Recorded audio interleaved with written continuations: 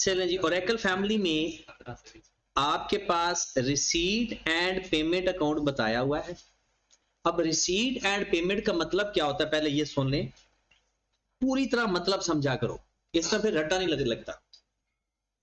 1/1/21 से लेके दिसंबर 21 में जो पैसे आए रिसीट, जो गए वो पेमेंट। ये इनकम एक्सपेंस नहीं, पैसे आए रिसीट, पैसे गए पेमेंट, इस 12 महीनों के अंदर ओरेकल फैमिली ने अपना एक फॉर्म यानी एक क्लब बनाया है और उसके अंदर पहले साल का क्लब है, इसका मतलब है ब्रॉड ऑन होगा ही नहीं, ब्रॉड ऑन इसके अंदर होगा ही नहीं।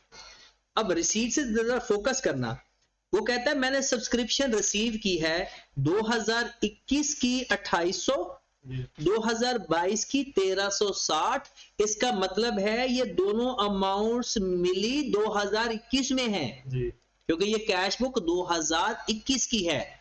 बट 2021 में आपने 2021 की भी सब्सक्रिप्शन ली और 2022 की भी, इसका मतलब ये हुआ ये आपका एडवांस का कैरी ऑन भी आ गया, यानी मिले 2021 में, हैं किसके 2022 के।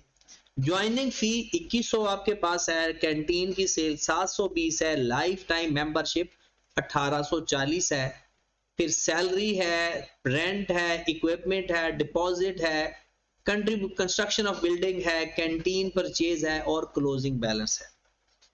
उसके बाद हमारे पास उसने बता दिया statement of income and expenditure. एक एक चीज को पकड़ते जाओ, आपको चीजें मिलती जाएंगी। आपके पास सैलरी लिखा हुआ है 700 और यहां पर लिखा हुआ है 600, ये आपका है कैश पेमेंट है ना, और ये है आपका इनकम एंड एक्सपेंडिचर। बट अगर आप क्वेश्चन के थोड़ा सा एंड पे जाएं, लिखा हुआ है salary of canteen salesman ₹90 included in the payment.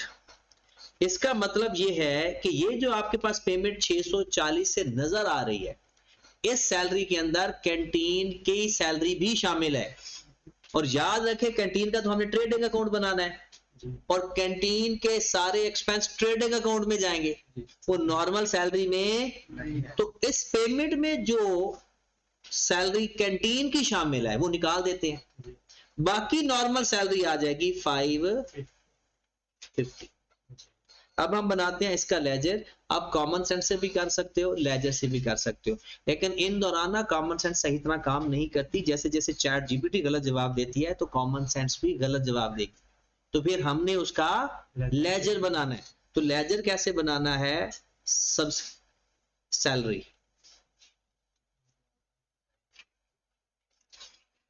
Broad on और कैरिड ऑन है ही नहीं, जो है वो लिखो। इसका कोई ब्रॉड ऑन ना एडवांस का है ना एक्रूड का है क्योंकि पहला पहला साल है। कैश के नाम से कितनी पेमेंट गिवन है 500। देखिए मैंने कितना जल्दी लिखा, सोचा भी नहीं किस साइड पर आएगा, क्योंकि मैंने पिक कहां से कर रहा हूं, मैंने वहां से देखा है, वहां क्रेडिट साइड पे पड़ा था और मुझे बगैर सोचे समझे मैंने इस पे कहां पर लिख दिया, डेबिट साइड पर।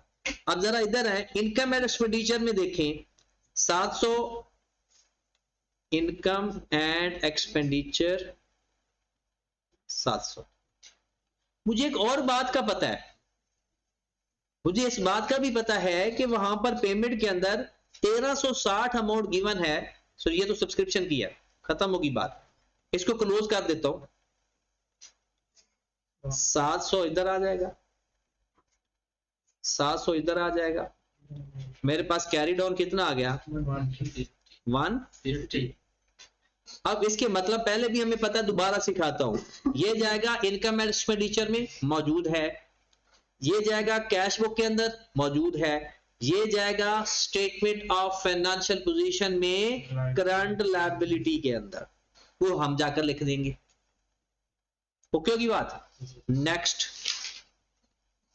नेक्स्ट बात आ गई रेंट की। ये बिल्कुल वही सवाल है जो एबीसी वाला हमने किया था, रेंट की बात आ गई।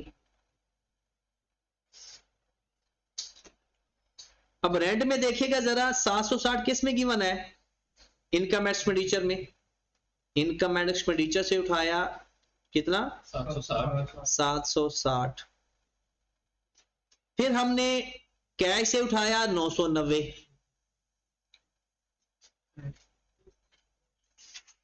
वैसे डायरेक्ट भी कर सकते हैं, कोई मसला है नहीं। रेंट बनता था 760, पे किया हुआ है 990। एडवांस पे किया हुआ है या कम पे किया हुआ है? एडवांस पे किया। तो क्लोज करेंगे, हमारा कैरिड ऑन आ जाएगा 230। अभी हमें पता चल गया ये जाएगा करंट एसेट के अंदर, ये जा चुके हैं अपने अपने पोजीशन पे। उसके बाद आगे बढ़ते हैं। डेप्रिसिएशन ऑफ इक्विपमेंट गिवन है, और यहां पर इक्विपमेंट आपने खरीदा है 2560। 2560 माइनस 200 जाएगा एसेट के अंदर जी, और 200 एक्सपेंस में जा चुका है जी। 2500 में से 200 माइनस कर दे, क्योंकि पहला साल है, पुरानी एक्यूमुलेटेड डेप्रिसिएशन तो है ही नहीं। ये काम हो गया, ये काम हो गया, ये काम हो गया। सरप्लस फंड में जाकर प्लस हो जाएगा जी। सब्सक्रिप्शन, उसका लेजर बना लेते हैं। सब्सक्रिप्शन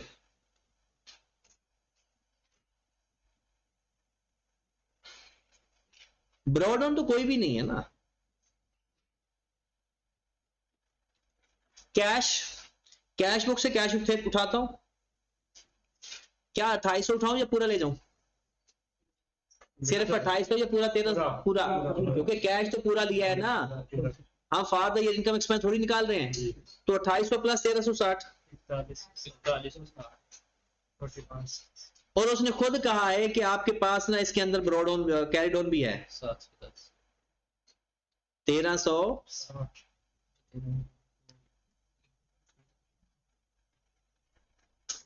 इनकम एंड एक्सपेंडिचर की अमाउंट भी उसने खुद बताई हुई है इनकम के लेजर के अंदर 3450।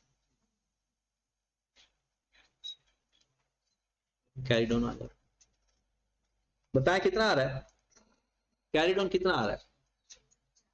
600। अब पता है ये किधर किधर जाएगा? ये चीजें ऑलरेडी हमने जो पिक की हैं, जहां से पिक की हैं, एक इनकम एक्सपेंडिचर की चीज है, कैश की चीज है, उधर चले गया।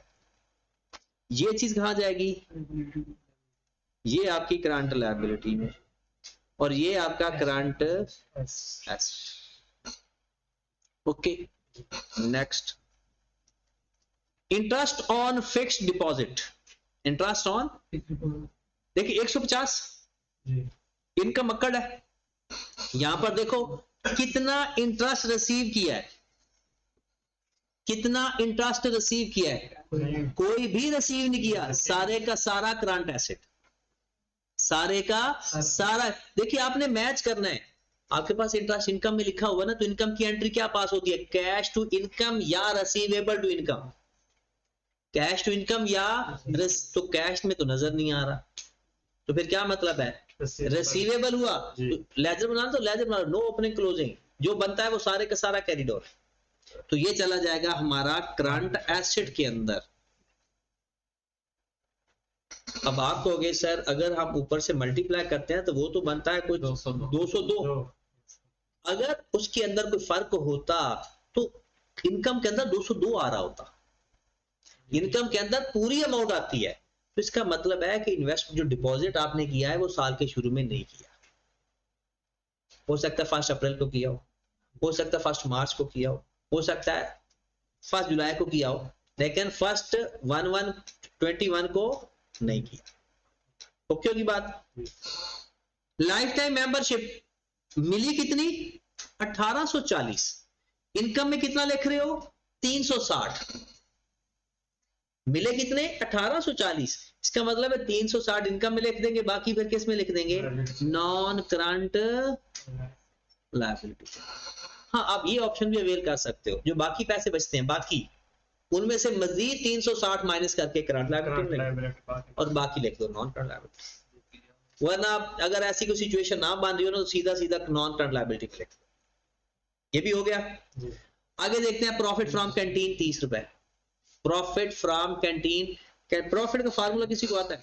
इक्वेशन नहीं बता लेजर नहीं बताऊंगा, सिर्फ फार्मूला पूछूंगा। प्रॉफिट का फार्मूला किसी को आता है? अच्छा, कॉस्ट ऑफ सेल का फार्मूला आता है ओपनिंग स्टॉक प्लस, ऐसा ही है। प्रॉफिट कितना है क्वेश्चन के अंदर, okay, is equal to sale कितनी है, ये भी क्वेश्चन के अंदर बताई हुई है 720 माइनस ओपनिंग स्टॉक नहीं है, प्लस परचेज भी गिवन है 700 माइनस क्लोजिंग स्टॉक हमने कितना x माइनस ये 90 प्लस क्या है, ये वो सैलरी है कैंटीन की, वो ग्रॉस प्रॉफिट से माइनस भी वो भी तो करते हैं ना, रेलिवेंट एक्सपेंस। अब यहां से x की वैल्यू फाइंड कर, 100 sale minus cost of sale minus other expense,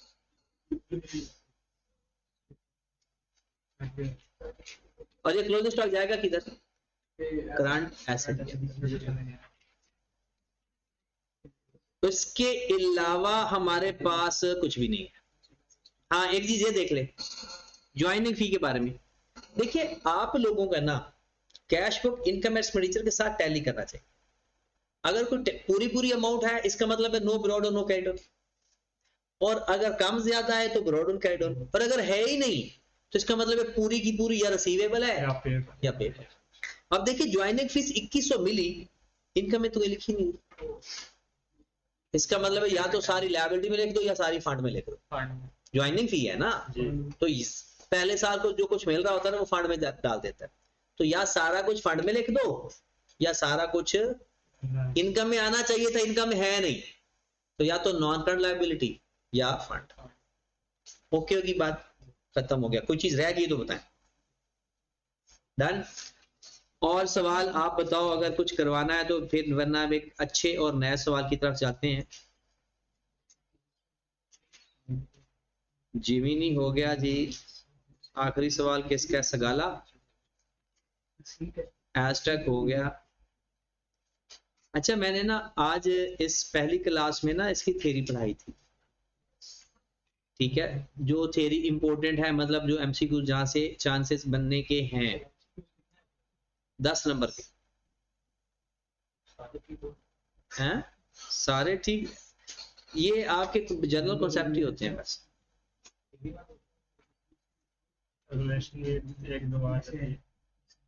हल करने वाले भी होते हैं।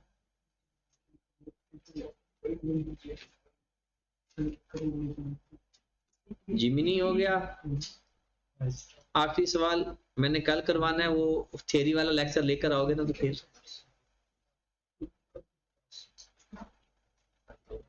अच्छा, ये क्वेश्चन है तो ये फंड वाला ही, लेकिन मैं आपको समझा देता हूं ताकि फिर थ्योरी पढ़ के फिर ये सही समय लग जाएगा।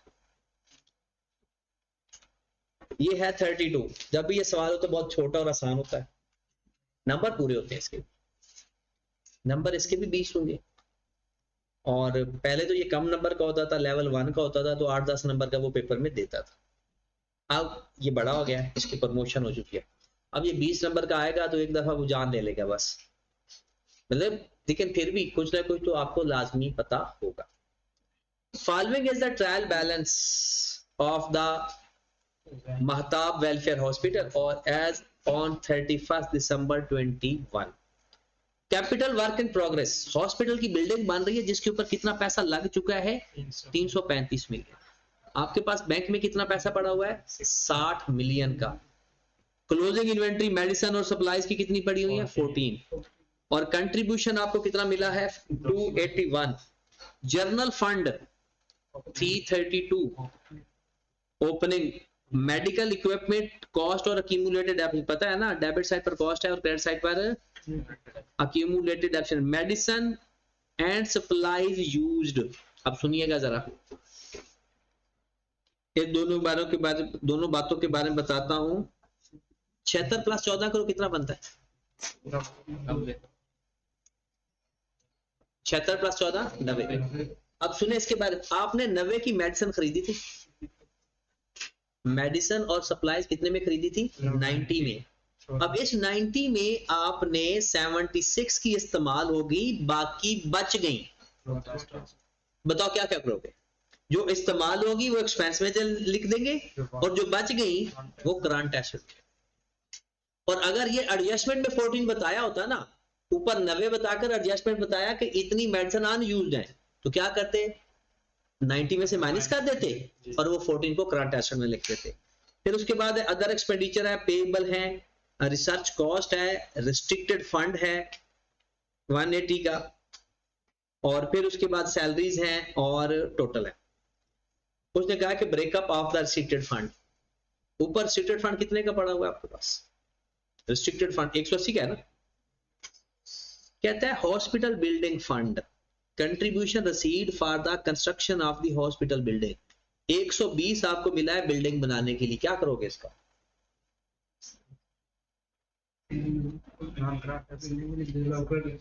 ये जो फंड मिला हुआ है उसकी ब्रेकअप बता रहा है, तो हम इसको अलग से सेपरेट करके लिखते हैं जो किसी भी नॉन करंट एसेट के लिए फंड मिले तो। और रिसर्च फंड के लिए आपको 60 मिलियन का है, ये पहले जो ब्रॉड ऑन पढ़ा हो ना उसके बारे में बता रहा है।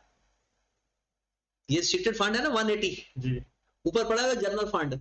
याद रखे फंड जितने भी होंगे ना, हर कोई अपने अपने नाम से अलग आ जाएगा, फंड सारे अपने अपने नाम से अलग आएंगे।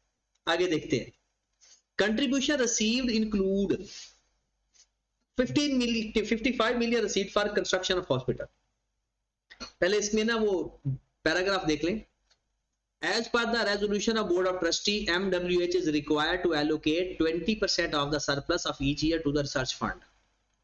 कहते हैं हर साल जो सरप्लस होगा उसका 20% आपने किसको चार्ज करना है, रिसर्च फंड।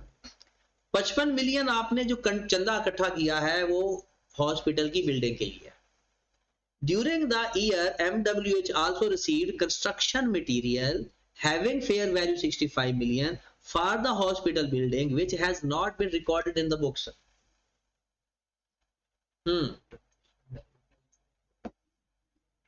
क्या करोगे? मटेरियल आपको ना मटेरियल मिला है, सीमेंट वगैरह मिल गई होगी, तो क्या करेंगे, एक तो ये कंस्ट्रक्शन फंड के अंदर ऐड, उसके अंदर ऐड हो जाएगा बिल्डिंग के अंदर, और दूसरा फंड के अंदर भी ऐड हो जाएगा जो कंस्ट्रक्शन का फंड पड़ा हुआ है। एक बिल्डिंग की कॉस्ट में ऐड हो जाएगा और दूसरा जो कंस्ट्रक्शन का फंड आपके पास ऊपर 120 नहीं पड़ा हुआ, ये कंस्ट्रक्शन का फंड ही है, इस 120 में ऐड हो जाएगा। ऊपर अगर आप देखें 360 335 उसमें भी ऐड हो जाएगा। और देखो ना मटेरियल लगा है और मिला आपको फ्री में है, फंड के तौर पर मिला है, तो कंस्ट्रक्शन में तो ऐड होना ही होना है क्योंकि उसके ऊपर मटेरियल लगा है, और वो फिर दूसरी साइड पर कहां पर जाएगा, अपने फंड में जाकर ऐड हो जाएगा। हाँ जी, बिल्डिंग आपकी तैयार होगी 1 अप्रैल 2021 को, बिल्डिंग आपकी तैयार होगी 1 अप्रैल 2021 को, और आप डेप्रिसिएशन चार्ज कर रहे हो 5% बिल्डिंग के ऊपर और 10% अदर के ऊपर। कहता है आप ना using the deferral method, deferral method जो हम करते हैं ये डेफरल मेथड ही है। डेफरल मेथड एक और रिस्ट्रिक्टेड मेथड होता था, वो हमारे सिलेबस में ही नहीं। कहते हैं एक तो इनकम एंड एक्सपेंडिचर बनाए और एक बताएं स्टेटमेंट ऑफ फाइनेंशियल पोजीशन। जरा फोकस करना इसको, इस जैसा सवाल, ये तो नहीं दोबारा करवाऊंगा, इस जैसा सवाल डिटेल में पढ़ाऊंगा जब थ्योरी आप लोग पढ़ोगे, ठीक है। अभी सिर्फ क्वेश्चन हो जाएगा फिर भी। सबसे पहले आप मुझे ये बताएं कि इनकम एक्सपेंडिचर में आपकी इधर इनकम कौन कौन सी है, उसको हाईलाइट करते हैं। इसके अंदर अब सुने, कंट्रीब्यूशन सुन ले, कंट्रीब्यूशन के अंदर अगर किसी और फंड का कंट्रीब्यूशन हुआ, किसी और फंड का कंट्रीब्यूशन होगा तो यहां से निकाल देंगे,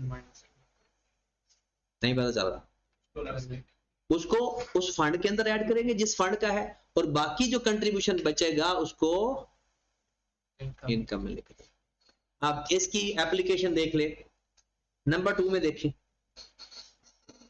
contribution received include rupees 55 million for the construction of, तो contribution received include 55 million लेकर वो है किसके लिए, हॉस्पिटल की कंस्ट्रक्शन के लिए, वो तो इसमें ऐड होगा, यहां प्लस कर देंगे और यहां से माइनस, फंड में ऐड और उधर से माइनस। आगे चलते हैं, उसके बाद और इनकम कितनी है? ये जनरल फंड है, छोड़ दो, मेडिकल इक्विपमेंट है, पेएबल है और इनकम नहीं है तकरीबन, ठीक है। इनकम निकल आएगी, अभी नहीं है। तो इनकम में मैं क्या लिखूं सबसे पहले? कंट्रीब्यूशन। बताओ जरा कंट्रीब्यूशन कितना है? 281, उसमें से माइनस कर दो 220 माइनस कितना? -55 और आ गया 226। एक और बात जरा सोचना है, आ जाओ जरा, भी आप लोगों के लिए किया हुआ है। ऊपर आपके पास सीवे पड़ा हुआ है जी, बिल्डिंग कितनी अमाउंट से? 335 से। नीचे आपके पास इसका फंड पड़ा हुआ है, जो इसके नाम के साथ आप चंदा इकट्ठा करते हो कि जी हॉस्पिटल की बिल्डिंग बन गई है, कोई इमदाद करे। तो आपकी कितनी इमदाद इकट्ठी हुई पड़ी हुई है? 120। एक आपको 55 मिलियन का फंड मिला, मजीद ऐड हो गया, क्या ये सीवेब के अंदर भी ऐड होगा? 55 मिलियन का आपको फंड मिला मजीद, चलो यार ये आपने और बिल्डिंग पे खर्चा करने के लिए उसने पैसा दे दिया, क्या सीवेब में ऐड नहीं होगा? क्योंकि सीवेब में तब ऐड होगा जब उसके ऊपर खर्चा होगा। अभी तो इसकी एंट्री पास हुई होगी कैश डेबिट फंड क्रेडिट, वो जो मटेरियल आया मिला है वो ऐड होगा, क्योंकि मटेरियल डायरेक्ट किस में ऐड होगा? सीवेब में। तो कितने मिलियन का मिला था? 65। फंड तो वो भी है। अब टोटल आपकी बिल्डिंग कितने की हो गई और टोटल फंड आपके पास कितना पड़ा हुआ है नॉन करंट एसेट का?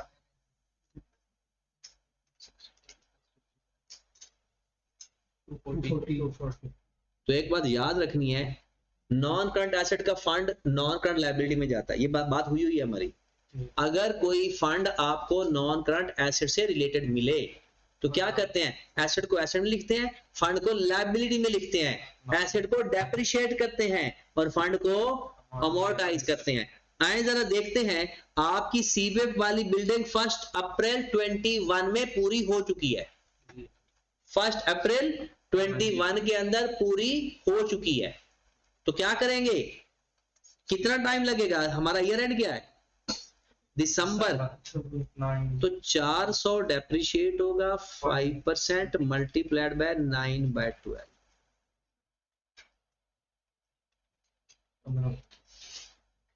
ये एक्सपेंस में भी जाएगा और अपने एसेट में से 240 multiply by 5% multiplied by 9/12।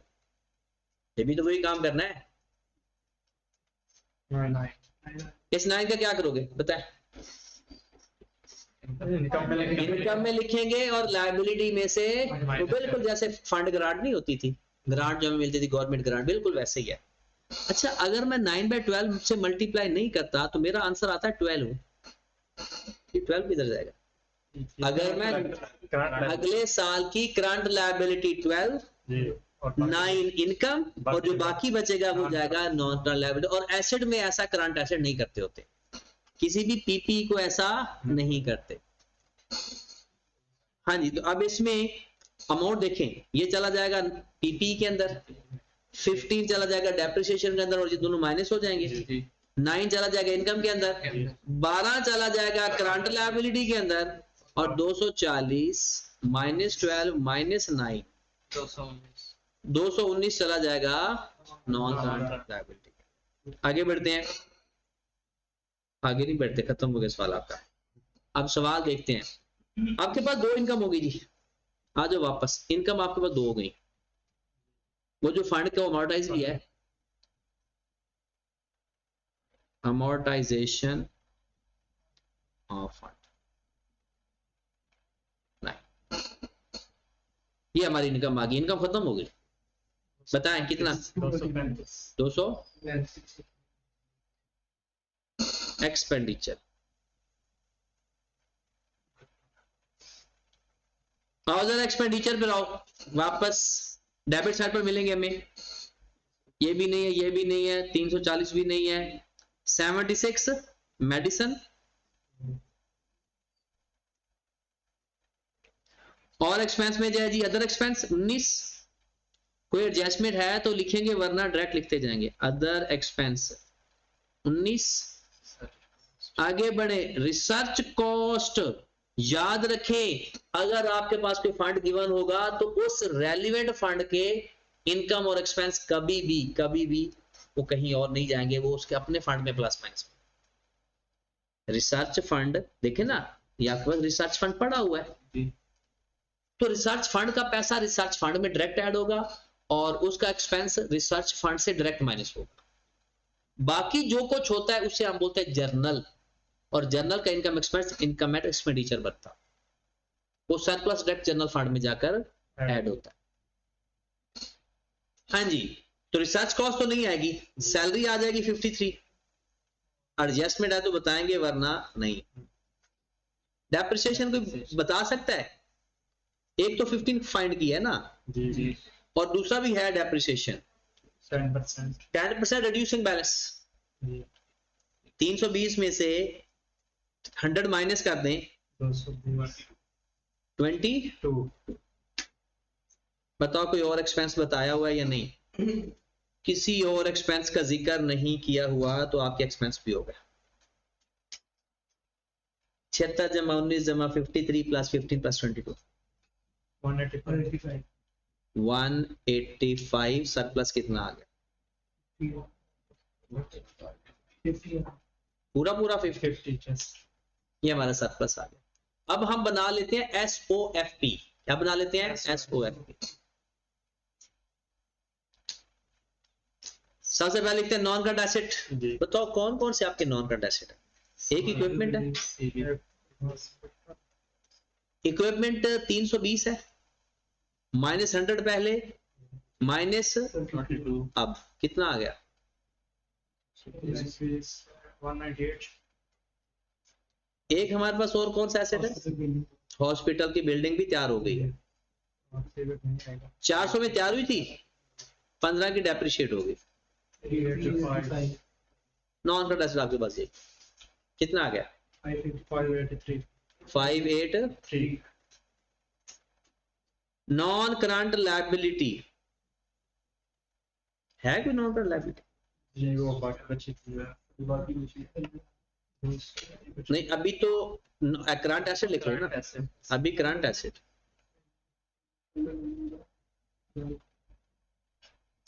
Ji current asset देखिएगा जाओ जरा।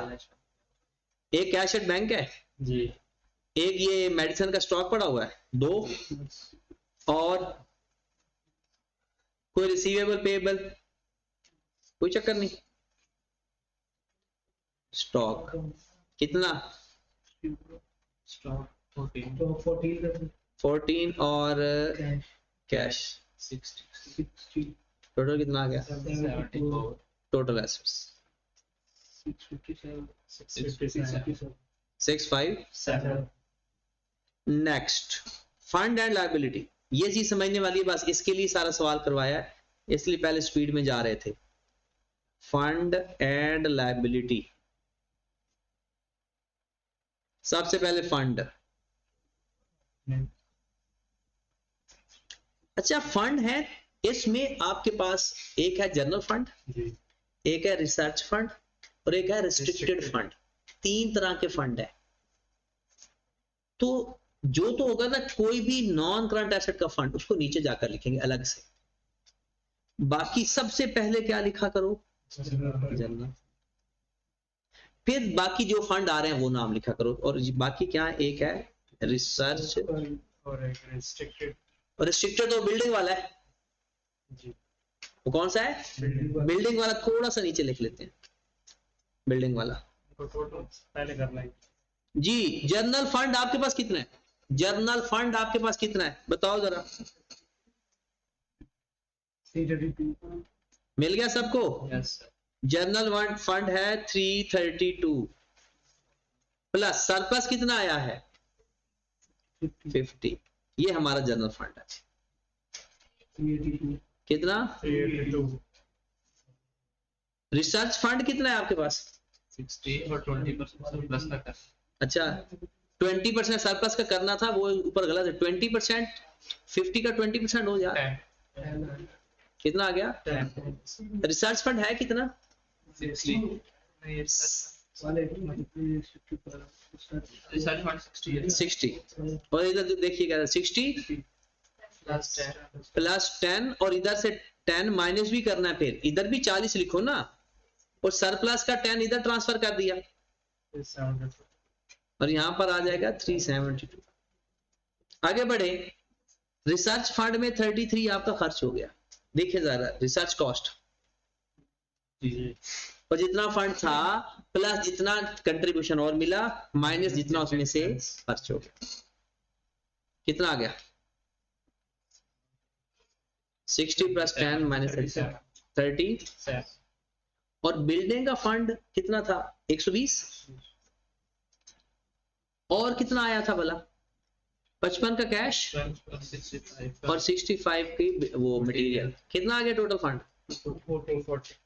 240 मल्टीप्लाइड बाय 5% मल्टीप्लाइड बाय 9/, वो जो 9 आया था 240 में से माइनस करके लिखेंगे। वो जो 9 आया था इनकम में लिखा था, वो इसमें से माइनस हो जाएगा। कितना?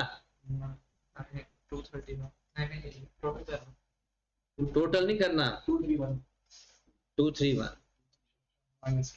और कोई लायबिलिटी पड़ी हुई है ढूंढो जरा, कोई और लायबिलिटी अगर आपके पास है ना, ये लायबिलिटी है ना ये है, ये पेएबल है, करंट लायबिलिटी पेएबल। कितना? चल जी प्लस कर लो। क्या हुआ? 12 अमाउंट, वो तो एसेट में से माइनस होना है। किसकी अमाउंटाइजेशन की बात? वो तो करंट और नॉन करंट को अलग लिखना है, सही कह रहे हो, वो तो पूरी अमाउंट आएगी। नॉन करंट लायबिलिटी, हाँ जी बताएं, अभी तो फंड लिखे है ना, तो कितना? अच्छा ये इसकी बात कर रहे हो बिल्डिंग का, 12 लगाकर लिख लो, बाकी इधर लिख लो, वो आपकी अपनी मर्जी है, इकट्ठा लिख लो या अलग अलग करके लिख लो। इसी में से 12 किया था ना, तो इसे दोबारा तो नहीं लिखेंगे ना, पेएबल ही आ रहा है बस, बाकी कुछ नहीं बचा। हाँ जी प्लस करो जरा, 372 + 37 + 231 + 70 650 आ गया बराबर। ये आपका मेन था। चले मेरे भाई, अच्छा अब एक दफा ना इसकी थ्योरी पढ़ोगे तो अगले सवाल होंगे, वरना नहीं होंगे। अब आपने करना क्या, पहले थ्योरी का लेक्चर कंप्लीट करना है, फिर उसके बाद ये सवाल करना है। हाँ जी